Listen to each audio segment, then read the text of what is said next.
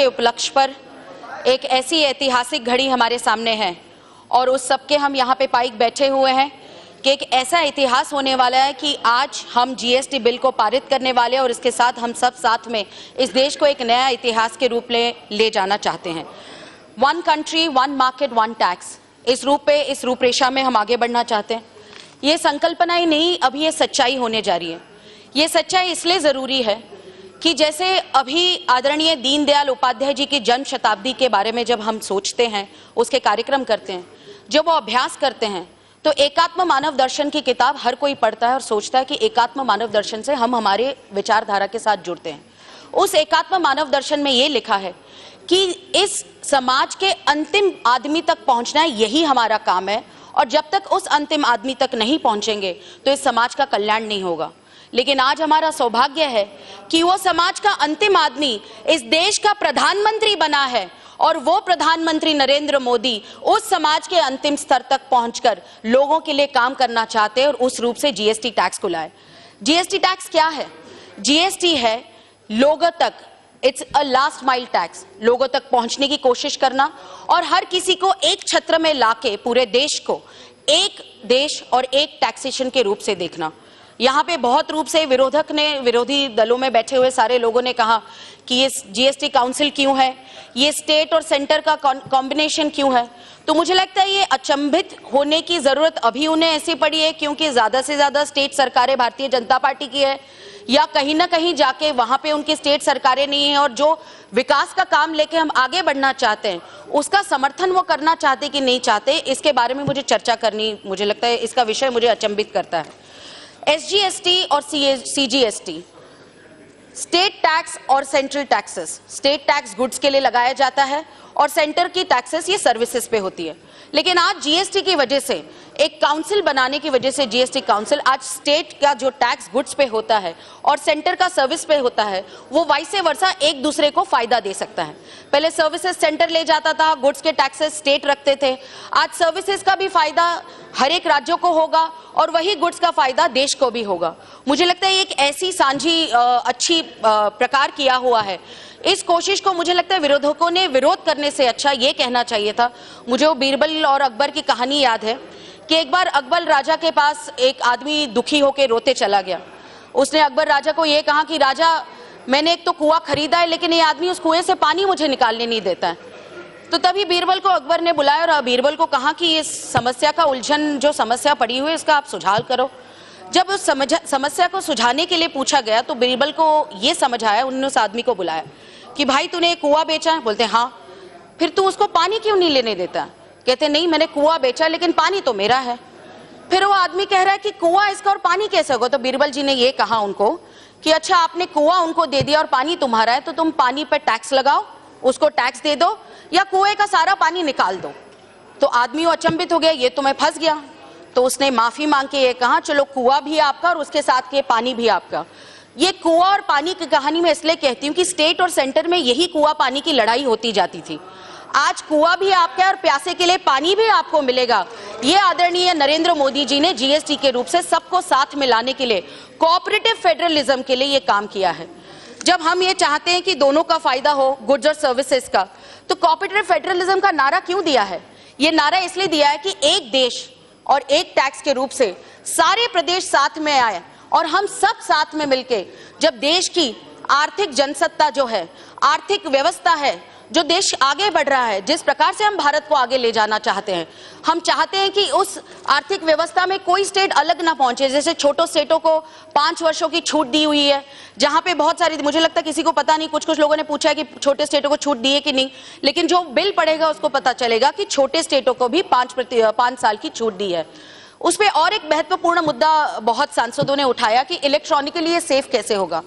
मुझे लगता है जिन लोगों ने ये प्रश्न उठाया खुद उस जीएसटी काउंसिल में उनके मिनिस्टर्स भी हैं और वही लोग, हमारी जो बैठकें होती हैं फाइनेंस मिनिस्टर आदरणीय अर्थ मंत्री के साथ, तभी भी वो सवाल उठाया गया था। लेकिन उस रूप से आदरणीय अर्थ मंत्री जी ने उनको आश्वस्त किया था कि ये देश की संपत्ति है, ये संपत्ति हम किसी और के पास क्यों जाने देंगे? It is our data and why will it go? पूरा विश्व एक इलेक्ट्रॉनिक बटन पे अपना काम करना चाहता है, तो भारत डिजिटल इंडिया के रूप से आगे बढ़ना चाहता है और सबको एक छत्र में लाना चाहता है।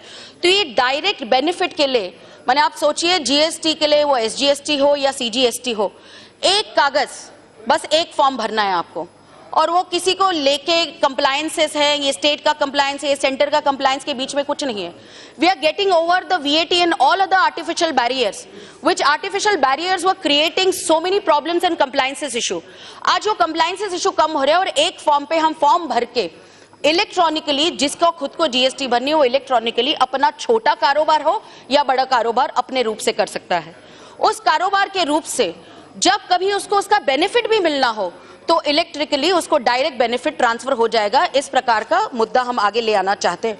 और मुझे लगता है कि कोई कह रहा था कि हमारा मैन्युफैक्चरिंग स्टेट है, कोई कहता है वो कंज्यूमिंग स्टेट है, लेकिन मैं जिस स्टेट से आई हूँ, जिस स्टेट से आदरणीय सूर्य जी भी कह रही थी, सुप्रिया ताई, कि उन्होंने पहले समर्थन दिया, बाद में कहा कि नहीं मैन्युफैक्चरिंग स्टेट का क्या होगा, हमारे यहाँ ड्राउट सिचुएशन में महाराष्ट्र में। लेकिन मैं बहुत खुशी और दिल से कहना चाहती हूँ कि 3 साल से जिस प्रकार से ड्राउट महाराष्ट्र ने देखा है, उसके बाद मुख्यमंत्री की जन कल्याण जो सुविधाएं हैं लोगों तक पहुंचने की, जलयुक्त शिवार, इससे पूरे महाराष्ट्र में आने वाले 3 सालों के लिए पानी भर गया है और महाराष्ट्र अपने रूप से आगे बढ़ना चाहता है।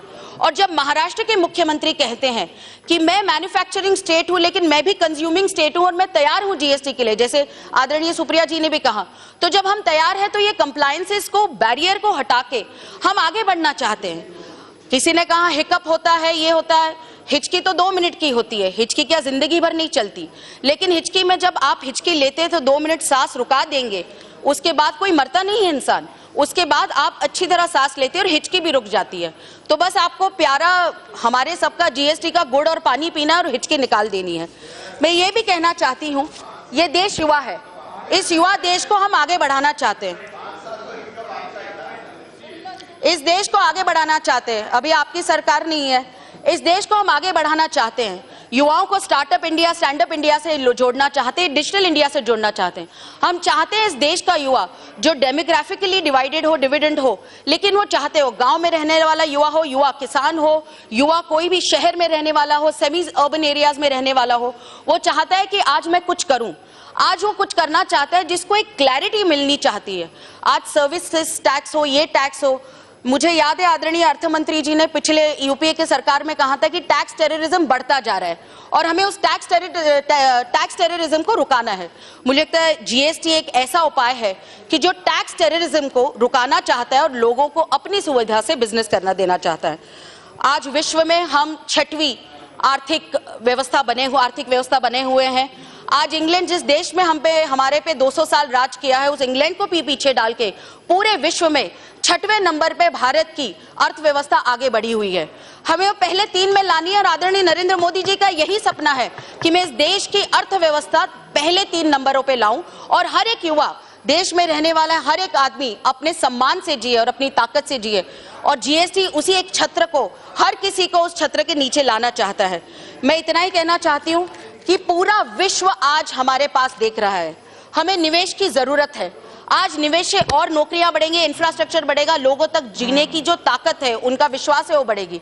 आज उस रूप से जब पूरा विश्व हमारे पास देख रहा है कि एक जीएसटी के रूप से हम करप्शन को परे करेंगे, हम आगे बढ़ेंगे, तो मुझे लगता है जब विश्व देख रहा है तो हम सब लोगों ने भी साथ मिलके जीएसटी को समर्थन देना चाहते हैं और समर्थन देना चाहिए, क्योंकि उस निवेश से भारत को हम और रूप से आगे बढ़ाना चाहते हैं। अंत में मैं इतना ही कहना चाहती हूँ कि परम आदरणीय मौली साहब का मैंने बहुत अच्छा भाषण सुना। उन्होंने बहुत सारी चीजें पिछले 10 साल से 12 लाख करोड़ का क्या हुआ, किटकैट, बिस्किट, नारियल तेल, बहुत सारी उन्होंने उपमा दी और उस रूप से उन्होंने पूछा। मुझे बचपन में याद है जब हम ट्रेन से जाते थे, मोइली साहब को मैं बोलना चाहती हूँ, तो जब ट्रैक बदलता तो एक कड़कड़ाहट होती थी और बाद में ट्रैक बदलने के बाद ट्रेन स्मूथली उस पे अपने जर्नी पे चलती रहती थी और अपने पथ पे चलती रहती है। ये सिर्फ ट्रैक बदल रहे हैं हम। जिस प्रकार से पिछला शासन था, उस शासन ने इस देश के जो बदहाली की है, उस शासन के बाद हम चाहते हैं कि ये ट्रैक बदलना चाहिए, अर्थव्यवस्था को आगे ले जाना चाहिए।